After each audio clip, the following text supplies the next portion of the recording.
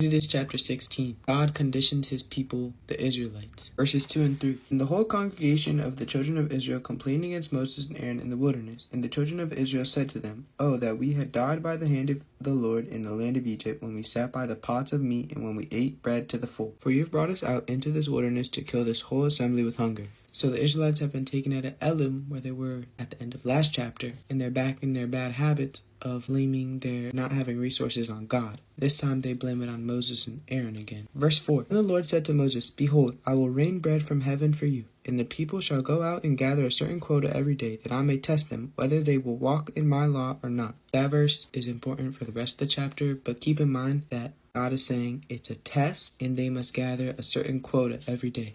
And that's a really weird thing that would happen, that God said he would rain bread from heaven. Verses 11 through 14. The Lord spoke to Moses, saying, I have heard the complaints of the children of Israel. Speak to them, saying, At twilight you shall eat meat, and in the morning you shall be filled with bread, and you shall know that I am the Lord your God. So it was that quails came up at the evening and covered the camp, and in the morning the dew lay all around the camp. And when the layer of dew lifted, there on the surface of the wilderness was a small round substance as fine as frost on the ground. Now God is saying, don't worry, I will provide food for you. You'll have bread in the morning and meat in the nighttime. So now the bread in the morning is actually the morning dew, which is crazy. Verses 15 and 16. So when the children of Israel saw it, they said to one another, What is it? For they did not know what it was.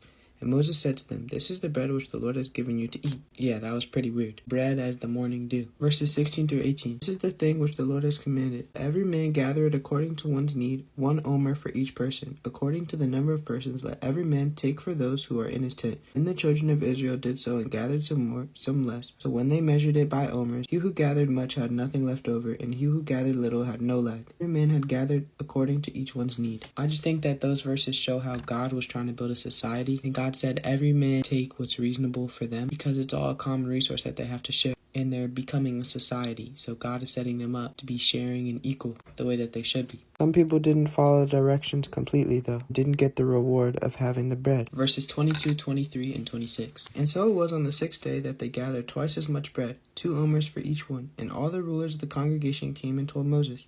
Then he said to them, This is what the Lord has said. Tomorrow is a Sabbath rest, a holy Sabbath to the Lord. Bake what you will bake today, boil what you will boil, and lay up for yourselves all that remains to be kept until morning. 6 days you shall gather it, but on the 7th day, the Sabbath, there will be none. More specific direction. But they are not to gather bread on Sundays, because it's the Sabbath day and it's a day of rest. Very important thing. God rested on the 7th day, and it's in the commandment. But God is providing twice as much of the food on the ground to account for the Sabbath day. But some people didn't and still tried to gather food on the Sabbath. And God took offense to that because he specifically told them not to do it. And that's important because it shows the significance of the Sabbath day and the significance of doing what God asked you to do. Verse 31. The house of Israel called its name manna, and it was like white coriander seed. The taste of it was like wafers made with honey. That verse means more than it seems like. It specifically says that it was seeds, because imagine how hard it would be to gather seeds out of grass. Definitely be an annoying and long process. And that's why the people on Saturdays wouldn't want to take all that time to gather twice as much. They'd rather just leave it for Sunday because it's a tedious process. But the taste of it was like wafers made with honey. Despite the hard work that it is, it's a very nice reward. It tastes good. And that can be like heaven and earth. You have to work hard on earth to be a good person, to do what God tells you to do, to listen to his specific directions. But all your hard work will pay off once you make it to heaven. That's the good reward. Verses 33 and 35.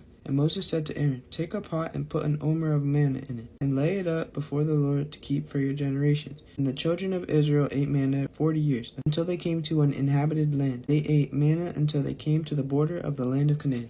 And so God made them do that same process for 40 more years. And that might seem really annoying, but God did say he was going to test them. He's trying to build a civilization of only the best people who are willing to go through the struggles, willing to go through their own trials and tribulations in order to become better, follow God, and eventually go to heaven. Though that's a lot of work for 40 years, the reward of the food is good, and the reward of heaven is also good. So the main message of this chapter is to do what God says. Because though it may seem hard, it really is your best option in the long run, and will bring you the best outcome in heaven, and to live in a happy relationship, community with God. That's all I have. Stay blessed.